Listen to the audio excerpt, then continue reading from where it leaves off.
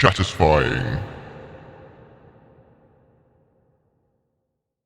That was one other sort of follow-up question. It's sort of going right back to something both Super Konami sort of mentioned while we were going through what he's been going through recently, but also you mentioned it as well, Hippo. Is that feeling when you finish the stream? Yeah. It's definitely something I didn't really realize until you kind of mentioned it, but it's a lot more ubiquitous than I thought, because you kind of it's not something that I think people that really talk about that much. But there's definitely, because when you stream, like Hippo said, you're not putting on an act. You're still yourself, but you've got that adrenaline going. You're sort of forwarding that best version of yourself, that most outgoing version of yourself. Because I think, of course, not everyone, but I think generally speaking, quite a lot of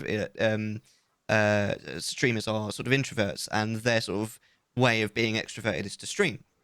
Yeah, exactly. And so you're turning that sort of extrovert version of yourself on a little bit to a certain degree, and then you sort of don't realize how exhausting it is until you stop, until you hit that end stream button, and then there's that moment, isn't there? And I feel like you guys know exactly what I mean now, where you're just like, ah. Yeah. That's it, yeah. And it's all over, and it's such a sudden, like it's such a sudden change to everything. Everything changes in that moment, because like one moment you're in a sort of, your mind is in like basically like a party almost. No, exactly. And there's, a certain number of people there, and all of a sudden they're gone. The music's gone. Everything has stopped, and you're just sitting on your own in your computer room. Yeah. And it's very jarring, and you do have that feeling, it's don't almost you? like a shock to the system. Yeah. In a way. Yeah, exactly. And you do have that moment, don't you, where you're like, that was so unbelievably exhausting. I can't possibly imagine how I'm going to do that again tomorrow. Yeah.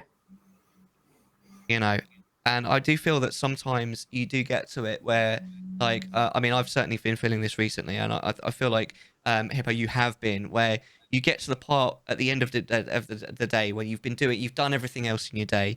You've gone to work, you've come home, you've cooked, you've put that away, you've cleaned. In my situation, I've looked after T for, I don't know, an hour or so. I've put him to bed, and you're like, right, finally, I am free to do whatever I like. I want to go to bed for the next 30 minutes. yeah, exactly. I want to go to bed. All I want to do, I've no energy left whatsoever.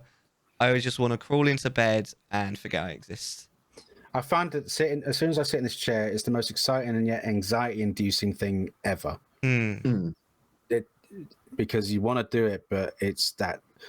For me, it's turn the light on the stream, and that fucking light is boiling hot, and I know I'm going to start sweating, and that makes you feel uncomfortable. Do I really want to put myself through that? Yes, I do, because I want to see people. But then I'm going to be like really pushing myself to be, super hype man kind of thing, because I want them to see me as my happiest moments. As your best. And then thinking, exactly.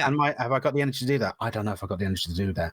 And then you're like, okay, and then go for it. But with the whole like work thing, like my work at the moment is still extremely stressful with the whole situation. Still got a driver shortage nationwide and all that kind of stuff, and all these kind of bits and bats. And unfortunately, we have this situation at work because the COVID situation is now entering third year of it. There are a lot of people we were allowed to. So people who were on furlough and not on furlough were allowed to keep their accrue in their holidays regardless, which wasn't a legal requirement. They could have quite happily said, you use your holidays instead of the furlough scheme and then put you on the furlough scheme. But they said, no, keep your holidays. So I still got, I used a bit extra last year to try and do some bits and bats, but I still got 32 days to use this year out of a 20-day year with bank holidays on top of that afterwards. My general manager has 60 days to get rid of.